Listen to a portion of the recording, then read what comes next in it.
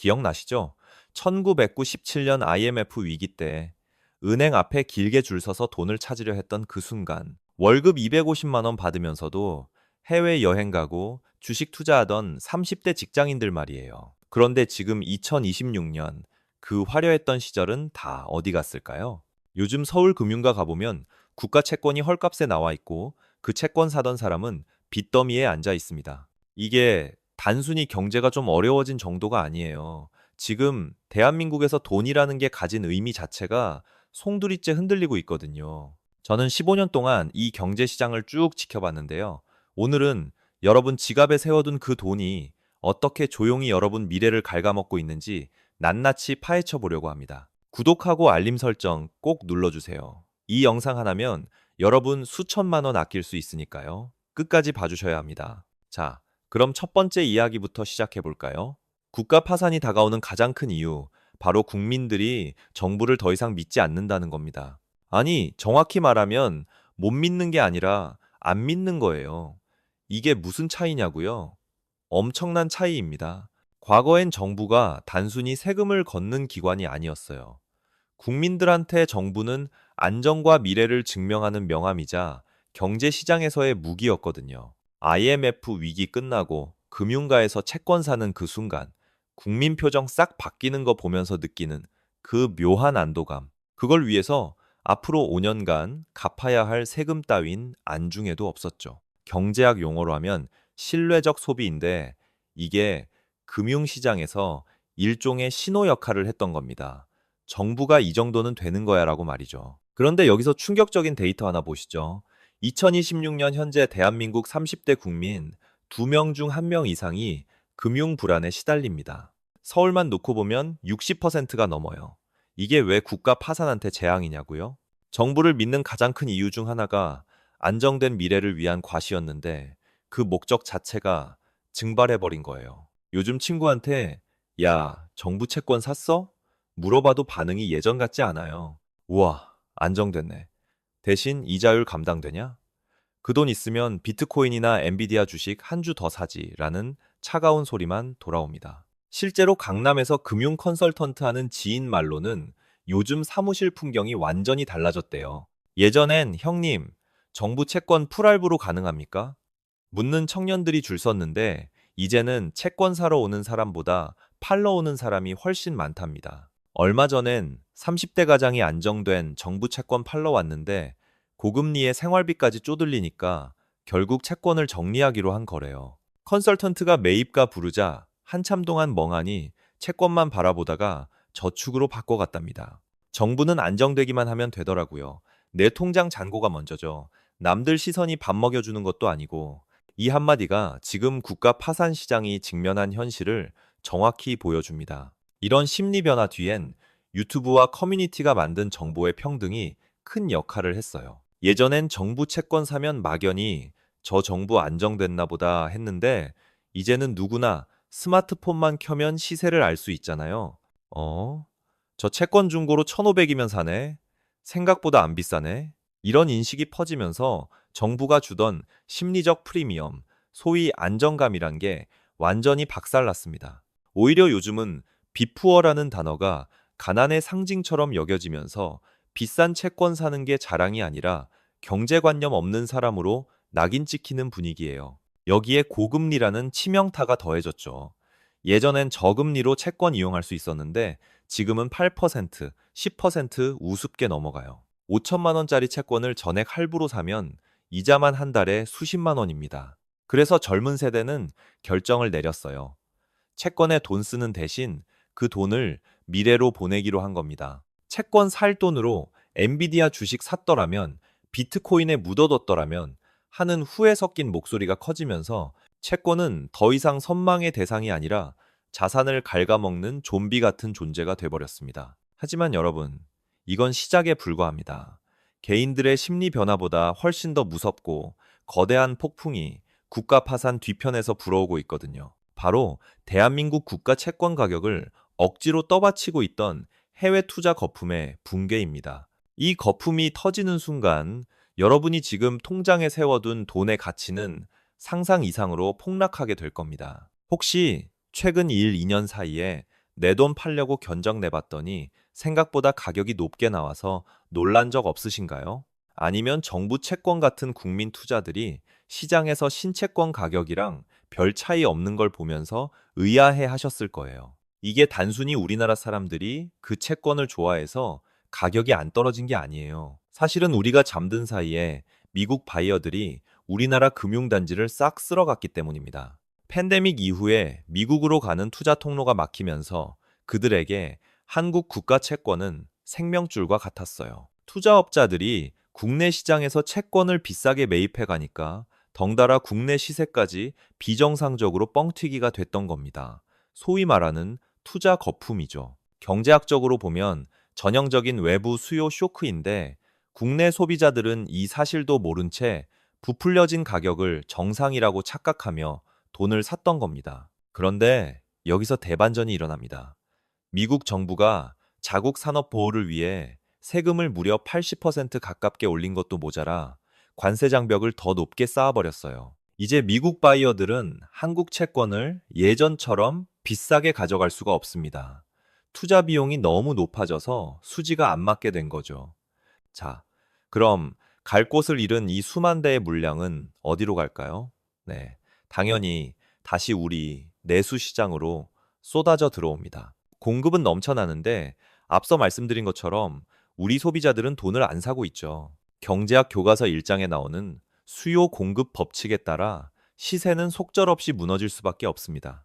특히 투자 효자 종목이었던 정부 채권 같은 모델들은 지금이 가장 위험한 가격대예요. 이 채권들의 가격엔 아직도 투자 수요가 반영된 프리미엄이 붙어 있거든요. 지금 이 채권들을 비싸게 사는 건 남들이 다 빠져나간 거품의 설거지를 여러분의 소중한 돈으로 대신해 주는 꼴입니다. 1, 2년 뒤에 이 거품이 완전히 빠지면 여러분이 오늘 3천만 원 주고 산 그 돈은 2천만 원도 안 될 겁니다. 더 큰 문제는 이게 단순히 특정 채권 몇 개의 문제가 아니라는 거예요. 투자 물량이 국내로 역류하면서 시장 전체에 공급 과잉이 발생하고 있거든요. 금융단지 컨설턴트들 얘기 들어보면 요즘 재고가 안 빠져서 난리래요. 한 달 전만 해도 일주일이면 팔렸던 돈이 지금은 한 달 넘게 시장에 박혀 있답니다. 재고 회전이 안 되니까 컨설턴트들도 조급해지고 조급해진 컨설턴트들은 가격을 깎기 시작합니다. 그럼 시세는 더 떨어지고 악순환이 반복되는 거죠. 이렇게 시장 전체에 거품이 빠지고 수요가 얼어붙는 대혼란이 찾아오면 보통은 시장이 망해야 정상이잖아요. 그런데 이상하게도 이 틈을 타서 아주 무서운 포식자가 등판했습니다.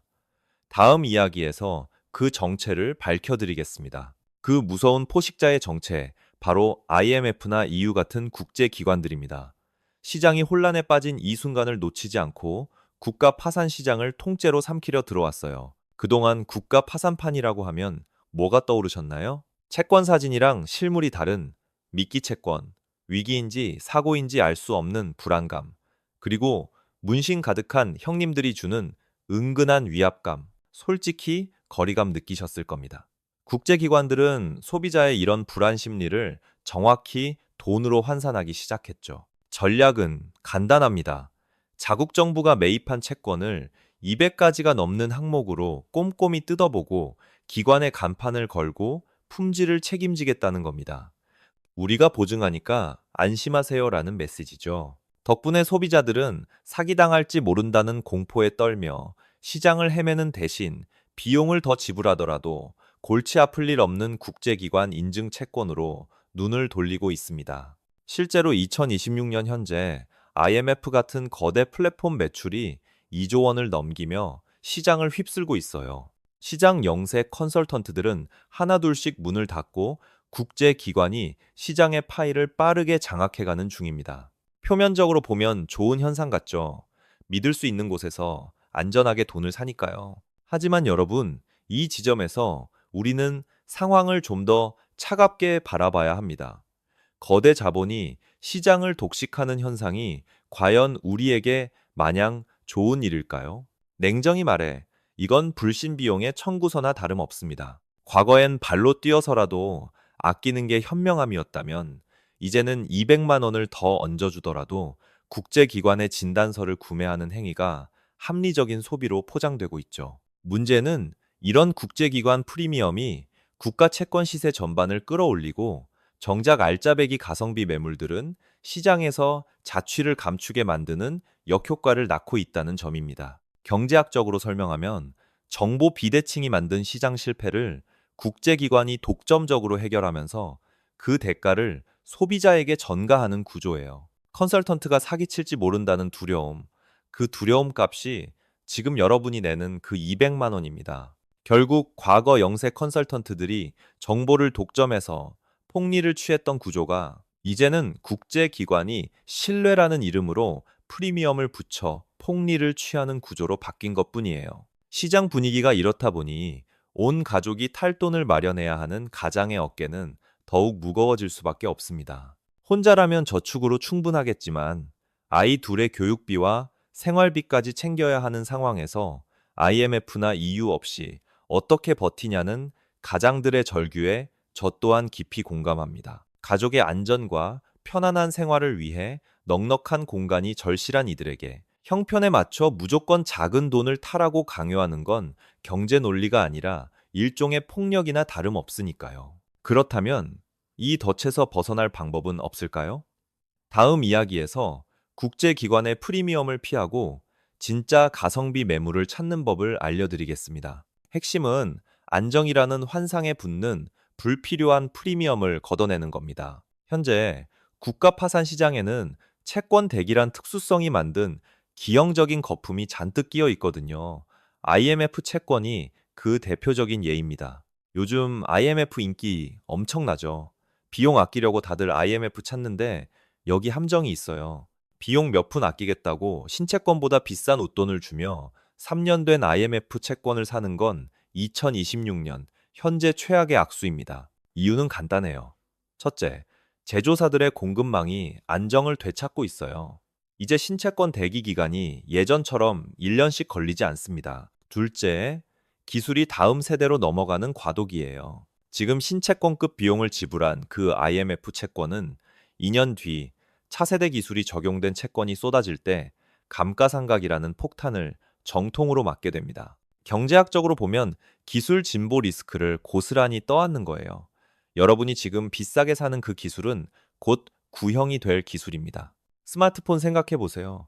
작년 플래그십 모델 비싸게 샀는데 올해 신모델 나오면 가치가 반토막 나잖아요. 국가 채권도 똑같습니다. 그렇다면 현명한 가장은 어떤 선택을 해야 할까요? 바로 세대 교체를 코앞에 둔 끝물 모델을 공략하는 겁니다. 5년 된 채권이라고 해서 교육비가 안 들어가던가요? 6년 된 채권으로 가족 생활을 떠나는 게 불가능하던가요? 기능상으로는 아무런 문제가 없는데 단지 신상이 아니라는 이유 하나로 몸값이 50%나 깎인 매물들이 지천에 널려 있습니다. 2026년 시세로 2천만 원 중반이면 상태 좋은 4세대 채권 같은 명채권을 건질 수 있어요. 이 채권들은 이미 시장에서 검증된 모델이고 부품 수급도 원활하며 컨설턴트에서도 눈 감고 고칠 수 있는 채권들입니다. 무엇보다 중요한 건 감가가 거의 바닥을 친 상태라는 거예요. 지금부터 3년 더 타도 팔 때 손해가 크지 않습니다. 계산 한번 해볼까요? 거품 낀 신형 IMF가 4,500만 원이고 검증된 가솔린 채권이 2,500만 원이라고 칩시다. 2천만 원 차이죠. 이 2천만 원을 여러분은 어디에 쓰시겠어요? 신채권 냄새 맡는 데 쓸 건가요? 아니면 우리 가족의 미래를 위한 자산으로 만들 건가요? 2천만 원을 연 8% 복리 상품에 넣어두면 5년 뒤 약 2,900만 원이 됩니다. 10년 뒤엔 4,300만 원이에요. 반면 여러분이 지금 4,500만 원 주고 산 그 신형 IMF는 10년 뒤 얼마가 될까요? 잘 쳐줘야 500만 원입니다. 차이가 보이시죠? 여기서 핵심은 선택과 집중입니다. 돈은 도구예요. 가족을 안전하게 태우고 목적지까지 데려다주는 도구. 그 기능만 충실하면 되는 겁니다. 신형의 허영심을 채우는데 2천만 원을 날리는 대신 그 돈으로 아이들 교육비를 모으고 가족 여행 경험을 쌓고 진짜 자산을 불려나가세요. 그게 진짜 현명한 가장이 하는 선택입니다. 좋아요. 끝물 모델로 가성비를 챙긴다 치고 그럼 이제 실제로 시장을 보러 갈 때 어떻게 해야 할까요? 컨설턴트들은 죽어도 알려주지 않는 검증 비법을 공개합니다. 국가 파산 시장 가면 컨설턴트가 제일 먼저 뭘 내밀죠? 성능 점검 기록부입니다. 국제기관이 보증하니 믿으셔도 됩니다. 하면서요. 하지만 명심하세요. 성능지는 참고용일 뿐 절대적인 정답지가 아닙니다. 진짜 선수들은 종이 쪼가리 대신 보험 이력 속에 숨겨진 숫자의 의미를 읽어냅니다. 예를 들어볼게요. 국산 인기 채권의 보험 내역을 받았는데 부품값은 30만 원에 불과한데 공인비가 120만 원이나 찍혀 있다? 이건 100% 뼈대를 건드린 위기 채권입니다. 중고나 재생 부품으로 재료비는 아꼈지만 휘어진 프레임을 펴고 용접하느라 엄청난 기술료가 들어갔다는 빼박 증거죠. 반대로 부품값은 비싼데 공인비가 낮다면 단순 교환일 가능성이 크니 안심해도 됩니다. 컨설턴트들은 여러분이 이런 디테일을 모를 거라 여기고 대충 단순 도색이에요 하고 둘러댑니다. 하지만 이제 여러분은 압니다. 부품비 대비 공인비 비율, 이게 위기의 심각도를 가늠하는 가장 정확한 지표예요. 자, 이제 실채권 검증으로 넘어갑시다. 본넷 열고 볼트 풀린 자국이나 찾는 건 하수들이나 하는 겁니다. 진짜 프로의 검증은 실리콘에서 판가름 납니다. 조인트나 본넷 끝단에 마감 실리콘을 손톱으로 꾹 눌러보세요. 공장에서 나온 정품은 단단하면서도 탄력이 느껴지지만 수리 후 덧바른 실리콘은 끈적거리거나 반대로 너무 딱딱해서 툭 하고 부러집니다. 또 하나, 채권문을 열면 보이는 고무 패킹, 즉 웨더 스트립을 과감하게 뜯어보세요. 그 안쪽 철판에 스겜 용접 자국이 일정한 간격으로 선명하게 찍혀 있어야 정상입니다. 만일 그 자국이 뭉개졌거나 지저분한 용접 흔적이 보인다면 그 채권은 측면이 통째로 날아갔던 채권을 이어 붙인 겁니다. 우리 가족을 태울 채권이 종이장처럼 구겨질 수 있다는 소름 돋는 신호죠. 여기서 한 발 더 들어가 볼까요? 최근 시장 침체와 함께 급증하는 시한폭탄이 바로 세탁된 위기 채권 매물입니다. 요즘은 클리닝 기술이 좋아져서 냄새로는 구별이 안 돼요. 안전벨트 끝까지 당겨보라는 팁도 이미 낡아서 컨설턴트들이 아예 벨트를 새 것으로 교체해 놓기도 하죠. 이럴 땐 벨트 말고 퓨즈 박스를 열어봐야 합니다. 경제의 신경망인 이곳은 물에 잠기면 무조건 통교체를 해야 하거든요. 퓨즈 박스를 고정한 볼트에 손댄 흔적이 있거나 박스 안쪽 틈새에 모래 알갱이가 단 하나라도 보인다면 뒤도 돌아보지 말고 그 자리를 뜨십시오. 전자장비는 절대 거짓말을 하지 않습니다. 이런 검증법들의 핵심은 뭘까요? 바로 정보의 비대칭을 무너뜨리는 겁니다. 컨설턴트가 아는 걸 여러분도 알게 되면 그들이 붙이는 불안 프리미엄을 지불할 이유가 없어져요. 여러분의 눈이 현미경이 되는 순간 협상의 주도권은 완전히 뒤바뀝니다. 자, 그렇다면 도대체 컨설턴트들은 이런 채권들을 어디서 얼마에 가져오는 걸까요? 시장에 붙은 가격표의 비밀을 알게 되면 국가 파산 가격에 대한 환상이 와장창 깨지실 겁니다. 사실 대부분의 매물은 대형 경매장에서 컨설턴트들이 입찰 경쟁을 통해 떼어옵니다. 경매장에서 컨설턴트들의 최우선 순위는 마진보다 회전율이에요.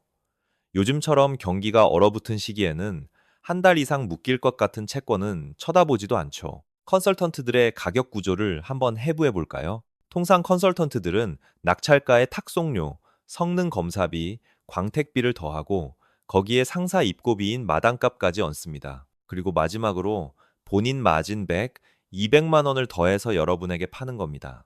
예를 들어 경매장에서 2천만 원에 낙찰받았다면 탁송 20만 원, 성능 검사 15만 원, 광택 30만 원, 마당값 50만 원, 본인 마진 150만 원을 더해서 2,265만 원에 내놓는 거죠. 여러분은 경매 낙찰가보다 265만 원을 더 주는 셈입니다. 그런데 만약 여러분이 컨설턴트를 거치지 않고 직접 경매 대행을 이용한다면 상황이 어떻게 달라질까요? 컨설턴트가 챙기는 유통 마진과 상사 운영비 거품을 싹 걷어낸 진짜 도매 가격으로 내 돈을 마련할 수 있게 됩니다. 일반인이 경매장에 어떻게 가냐고 묻겠지만 요즘은 대행 업체 시스템이 정말 잘 갖춰져 있어요. 컨설턴트 전용 앱으로 전국 경매 물량을 실시간 확인하고 입찰까지 가능하거든요.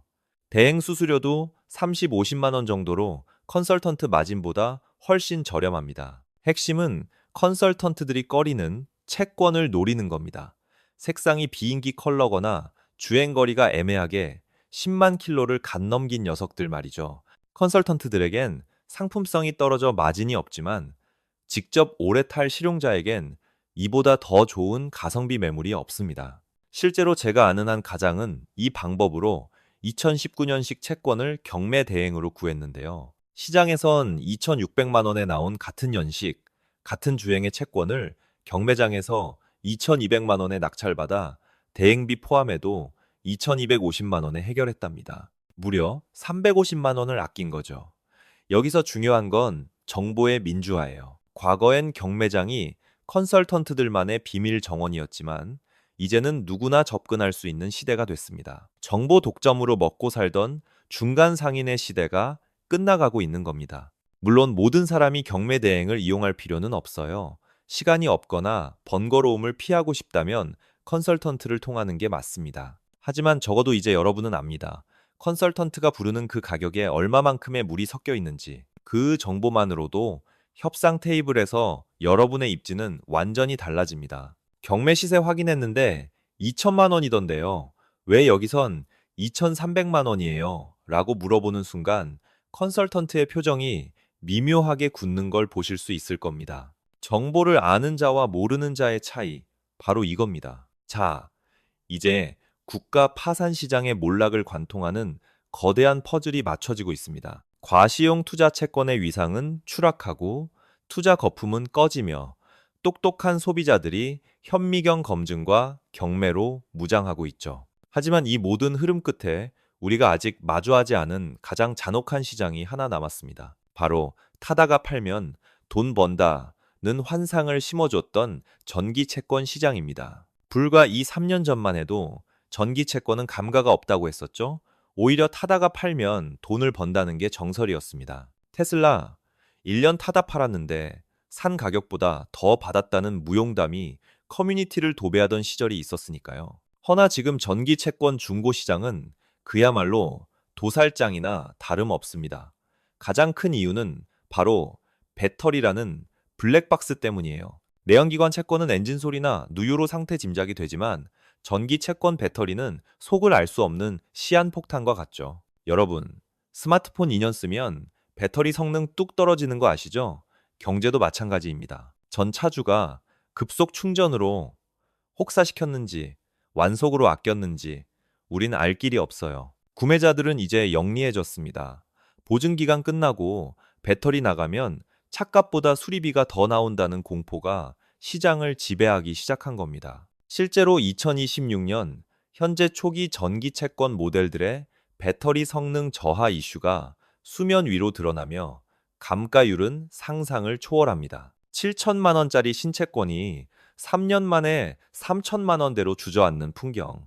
이게 지금 우리가 마주한 현실이에요. 게다가 테슬라 같은 제조사들이 신채권 가격을 수시로 깎는 치킨 게임을 시작하며 기존 차주들 뒤통수를 제대로 쳤습니다. 6천만 원 주고 산 채권이 내일 아침 5천만 원이 된다면 중고값은 안 봐도 뻔하죠. 결국 전기 채권은 이제 중고 시장에서 언제 터질지 모르는 폭탄 돌리기 게임이 돼버렸습니다. 하지만 진짜 공포는 전기 채권 그 자체가 아닙니다.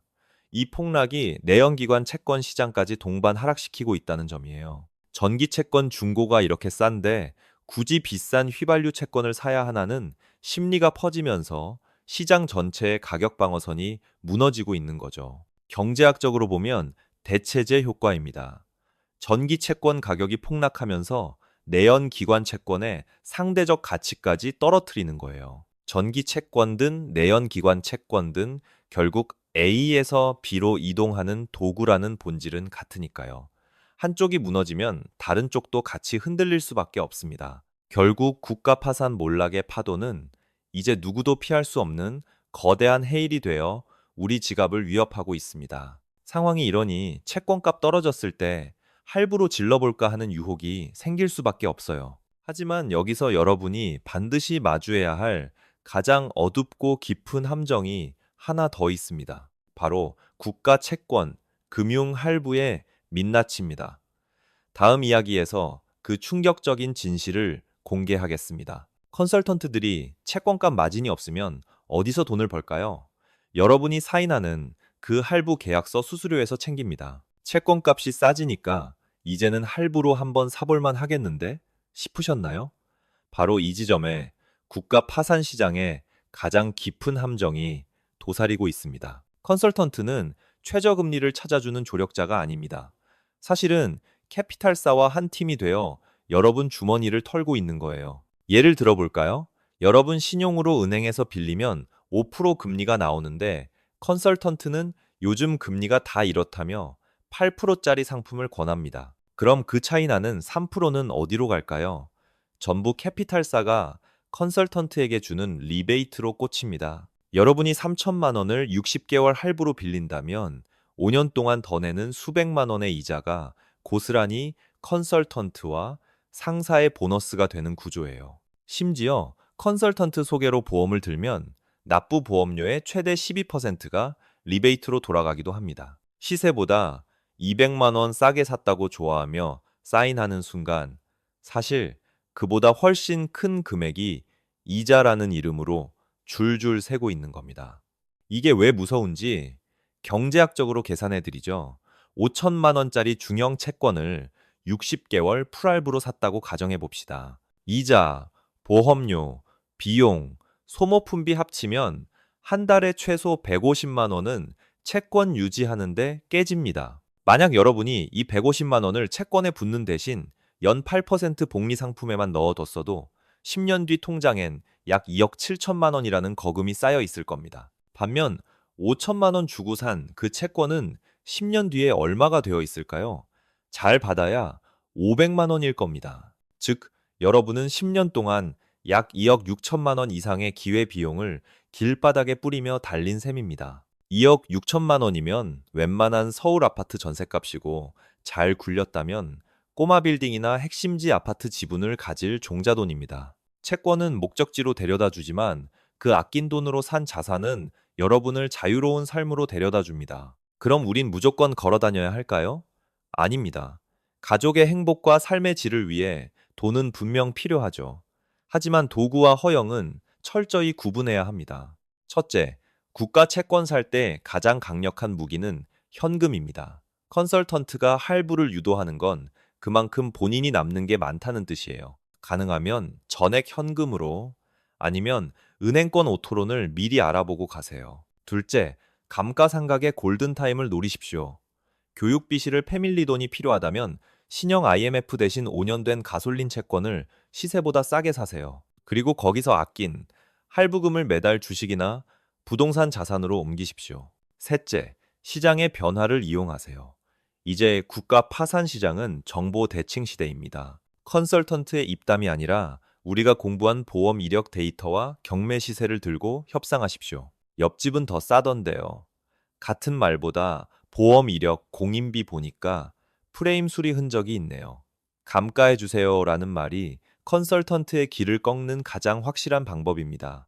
국가 파산 시장의 몰락은 누군가에게는 파산의 신호탄이겠지만 이 긴 영상을 끝까지 본 여러분에게는 부의 추월 차선에 올라탈 절호의 찬스가 될 겁니다. 화려한 채권 키를 테이블에 올리는 사람 부러워하지 마세요. 반대로 그들이 낼 엄청난 이자가 여러분 통장에선 복리로 쌓이고 있다는 사실에 흐뭇해 하시길 바랍니다. 요동치는 국가 파산 시장에서도 여러분이 중심을 잡고 야무진 결정을 하시길 진심으로 응원합니다. 이 내용이 소중한 내 돈 지키는데 조금이라도 도움이 됐다면 더할 나위 없겠네요. 생각이나 고민거리는 댓글로 편하게 적어주세요.